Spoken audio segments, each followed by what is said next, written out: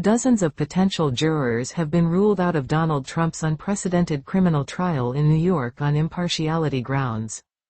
Mr. Trump denies falsifying business records to conceal a hush money payment to porn star Stormy Daniels just ahead of the 2016 election, which he won.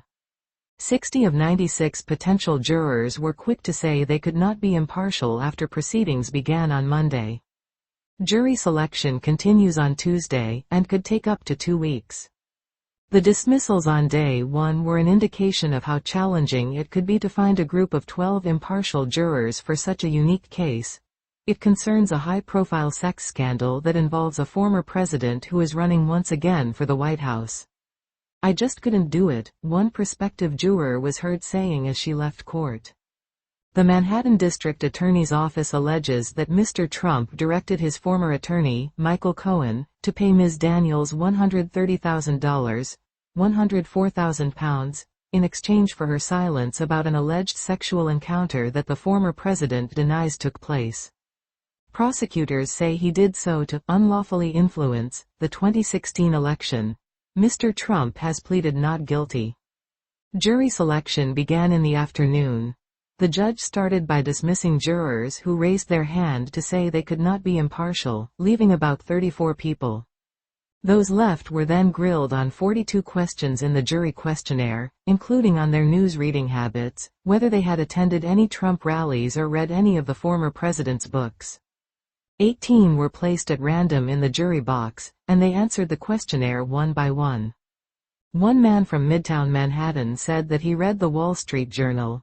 Another from the Upper West Side said his radio habits included listening to whatever was on when he was in the shower. He later clarified he meant NPR. Neither was dismissed immediately. A woman was asked, "Do you have any strong opinions or firmly held beliefs about former President Donald Trump, or the fact that he is a current candidate for president, that would interfere with your ability to be a fair and impartial juror?"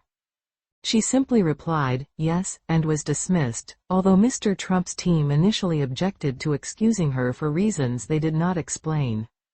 The accused stayed quiet during the day, speaking to his lawyers in a hushed tone while maintaining a stern expression.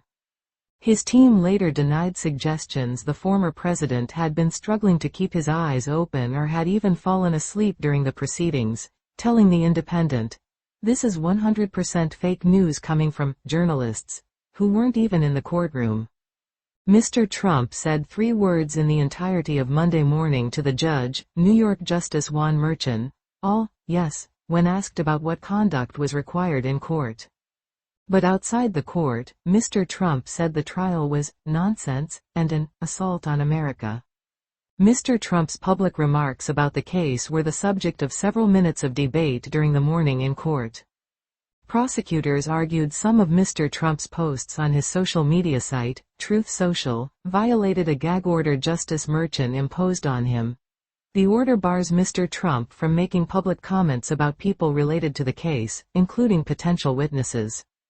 The order was expanded to relatives of those involved after Mr. Trump attacked Justice Merchan's daughter on social media. The Manhattan District Attorney's Office asked Justice Merchan to fine Mr. Trump $3,000, £2,400, in total for 3 posts.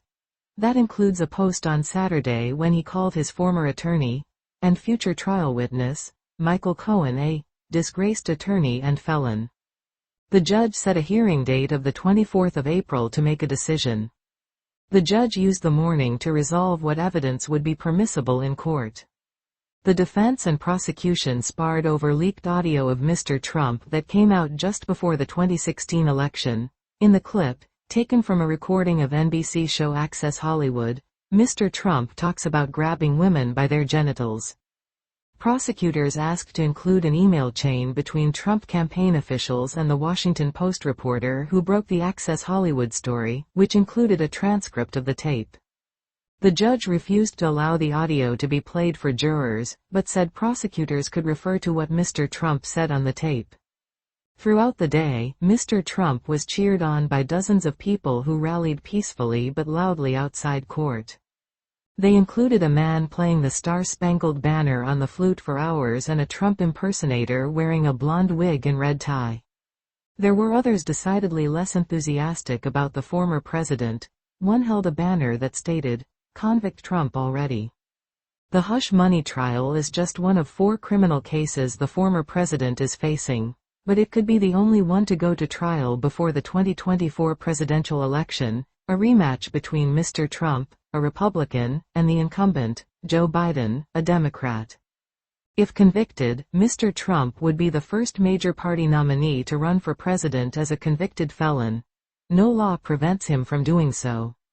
Justice Merchan also rejected a defense request that Mr. Trump be excused from the trial next Thursday so that he can attend Supreme Court arguments on the immunity claims he raised in another of his criminal cases.